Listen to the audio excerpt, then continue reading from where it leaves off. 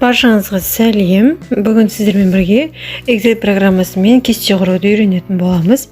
Ол үшін Excelді ашайық. Мінекей бізде Excel ашылды. Біз мышканың сол жағын кез келген осы көрініп тұрған тордың біреуіне басатын боламыз. Мышканың сол жағын басып отырып, қолды жібермей, сізге керек жерге дейін осы торды белгілеп алатын боламыз.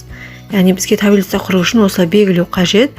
Одан кейін мында жоғарыда көрініп тұрған стрелканы басамыз. Осының арасынан өзіңізге керегін таңдап аласыз. Негізі барлығымызға осы все границы деген қажет. Өйткені бізге осы белгілеп алған барлық торларды қара сызықпен осылай сызып алуымыз қажет. Енді біздегі жұмыс, мысалға көп жағдайда тақырыпты мынау ең жоғарғысына жазамыз, иә. Ал бізде мынау тақырып жазу үшін бізде бірінші жол барлығы бірігіп тұру керек, немесе жартылай бірігу қажет. Енді әркімнің жұмысына қарай әртүрлі. Сол үшін біз осы бірінші жолды жалғап үйренетін боламыз. Мен бірінші ұяшыққа сөзді жаздым. Енді міне екінші ұяшыққа жазайын. Сол кезде бірінші ұяшықтағы сөз толық көрінбей қалды. Екінші ұяшықтағы сөз оның үстін басып кетті. Ал бізге ондай қажеті жоқ. Яғни біз осы бірінші жолды біріктіруіміз қажет. Біздің жазатын тақырыбымыз сыймай қалады. Сол үшін мышканың сол жағын басып отырып, оңға қарай жылжытамыз. Өзіңізге керек жерге дейін жылжытып аласыз. Мен осылай соңына дейін жылжытайын. Сізге жартысы керек болуы мүмкін, осы жерге дейін ғана, немесе барлығы керек болуы мүмкін. Енді барлығын ала берейін. Керек жеріне дейін белгілеп алғаннан кейін мышканы жібереміз. Одан кейін мында жоғарыда көрсетіліп тұрған жердегі стрелканы басып, объединить ячейки дегенді басамыз. Сол кезде міне көріп тұрғандарыңыздай біздегі бір жол солаймен бірігіп кетті. Осы жолға сіз өзіңіздің жазатын сөздеріңізді, яғни астына тақырып жазылады, тақырыбыңызды жазып қоясыз. Мінекей мен өзімнің аты жөнімді жаздым. Жолды біріктіріп үйрендік. Енді бағанды біріктіріп үйренейік. Сізге кез келген жерде енді бағанды біріктіру керек болуы мүмкін. Мысалға осы жерде белгілеп алайық. Дәл жаңағыдай мышканың сол жағын басып тұрып жібермей, керек жерді белгілеп аламыз. Одан кейін көрсетіліп тұрған стрелканы басып, объединить ячейки дегенге барамыз. Мінекей біздің баған бірікті. Енді осы жерге жазу жазып көрейік. Мысалға, мен атымды жаздым. Мұнда ең астыңғы жағына қарай түсіп кетті. Тағы да сөз жазатын болсақ, ол тіптен көрінбей қалады, Бізге енді осы бағанда ұзыннан сөзіміз жазылу үшін осы ячейканың үстін бір рет басамыз мышканың сол жағымен. Енді жоғарыда көрсетілген нұсқалардың кез келген таңдаймыз, өзіңізге ыңғайлысы. Мысалы, ең жоғарыда тұру керек болса, жоғарғысын, ортасына тұру керек болса, ортасындағысын осылай басатын боламыз.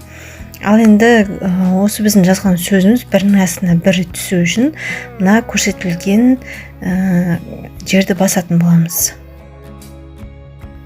Мінекей жазған сөзіміз бірінің астына бірі түсті. Енді осы жерде мына нәрсені де үйрене кетейік. Мысалға, мұнда бір сөз екі бөлікке бөлініп кетті, біз оны кішкене үлкендеу қылу үшін, яғни осы ячейканы үлкендеу қылу үшін мұнда жоғарыдағы әріптің жанына барамыз. Сонда мұнда оң жақтағы сызыққа біздің курсорды апарған кезде осындай қап-қара крестикке өзгереді. Соны мышканың сол жағын басып отырып, оңға қарай кішкене жылжытамыз. Мінекей біздің ұяшық үлкейді, сөзімізде емін-еркін жазылып тұр.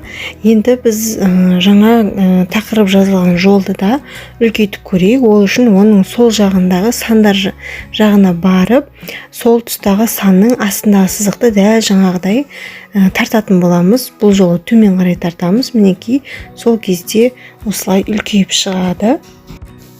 Енді маған осы ұяшықта тұрған сөздің жазылып тұрған орны ұнамай тұр, сол үшін оны өзгерткім келіп тұр. Ол үшін мышканың сол жағын осы ұяшыққа барып басамыз, одан кейін жоғарыда бағана таңдағандай өзіңіздің қалауыңызша орнын ауыстырсаңыз болады. Ең жоғарғысына немесе орта жағына тұрсын десеңіздер таңдайсыздар. Осы көрсетілгендердің ішінде сізге қайсы ыңғайлы, қайсысын таңдау керек, оны өзіңіз таңдап осылай қоя бересіз. Ал енді тағы бір мысал келтіру үшін мен осылай әр жерге осылай сөздерді жазып қойдым. Енді осы сөздердің үстіндегі мында бос қалған жолдар мысалға сізге керек емес болуы мүмкін, иә? Сіз қателесіп жазып қойдыңыз астыңғы орынға, үстіңгі орынға қайта жазғыңыз келмейді мысалға, иә? Сол кезде осы үстіңгі жолды немесе бағанды өшіргіңіз келсе, осылай барлығын мышканың көмегімен, яғни мышканың сол жағын басып отырып, біз белгілеп аламыз.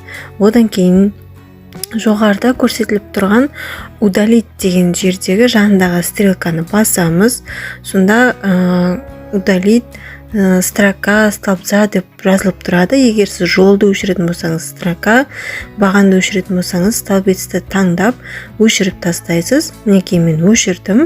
Көргендеріңіздей кәдімгідей екі жол бізде өшіп кетті. Жазған сөздеріміз жоғарыға қарай жылжыды. Дәл осылай бағанды да сіз өшіре аласыз. Ал сізге керісінше тағы да жол, бағандар қосу керек болса, дәл осылай мысалға астыңғы жағына мышканың көмегімен осылай жылжытып отырып, дәл бағанағыдай бірінші рет жасағандай синхронизация таңдап осылай керек жеріне қосып ала аласыз. Ал енді кезекті мысал, мында жоғарыда тұрған тақырып тұрған жер немесе мында тұрған ұяшық кез келген ұяшық болсын, мысалға кішкене ерекшеленіп тұру керек болатын болса, біз осылай жасаймыз. Мысалға біз мына сөздің шрифтін өзгерте аламыз. Көп жағдайда Times New Roman'ды қолданады. Соны алып, мына жоғары жақтан таңдап алуымызға болады. Оның көлемін өзгертуімізге болады. Мына стрелканы бассаңыздар, міне сандар жазылып тұр, соны кез келгеніне қойып, өзіңізге ыңғайлап алсаңыз болады. Және де ұяшықпен осы жазылған сөздің түсін өзгертуге болады. Ұяшықты өзгерту үшін мына тұрған жердегі стрелканы басып, мына кез келген түсті таңдауымызға болады. Мен қызыл түсті таңдайын. Ал осы ұяшықтың ішіндегі сөздің түсін өзгерту үшін алдымен осы сөзді белгілеп аламыз. Және жоғарыда тұрған мына А деп тұр, иә? Соның жанындағы стрелканы басып, кез келген түске қоямыз. Мен сары түске қояйын. Мінекей ұяшықтың да мына ішіндегі жазудың да түсі өзгерді. Енді мына тақырып тұрған жерде де өзгертіп көрейік. Оның түсін давайте көк цветке бояйық. Мінекей көк түске боядық. Енді кезекті мысалды айта кетейін. Мысалға мына жерде 13-ші және 14-ші жолдардың арасында бізге мысалы тағы да бір жол керек болып қалды, иә? Сіз мысалға ұмытып кеттіңіз, или аяқ асты қосу керек болды деген сияқты. Сол кезде біз жаңа жолды қалай қосамыз дәл осылай. Ол үшін мына 14-ші жолдың бойында тұрған ұяшықтың үстіне мышканың сол жағын басамыз. Одан кейін мышканың оң жағын басып, ставить дегенді таңдаймыз. Соның ішінде строку деген таңдап, окейді басамыз. Сол кезде мен байқағандарыңыздай жаңа жол пайда болып, астында жазылып тұрған сандар бір жолға төмен қарай түсті. Сізге тағы да сөздерді қайтадан жазып өшіріп отырудың қажеті жоқ. Осылай жаңа жолды құрып жаза берсеңіз болады. Бағандарды да дәл солай қосуға болады. Мышканың оң жағын басып, ставить и столбец деген таңдап окейді басамыз. Мінекей жаңадан осылай тағы да бағанды құруға болады. Мен қайтадан алып тастайын. Енді тағы да бір мысалға тоқтала кетейін. Мысалға мына жерде менде сандар жазылып тұр, иә. Осы сандар сіздерде тағы да келесі жолдарға немесе бағандарға тағы да қайталанып жазылатын болса, сіздерге қайта оны жазып отырудың қажеті жоқ.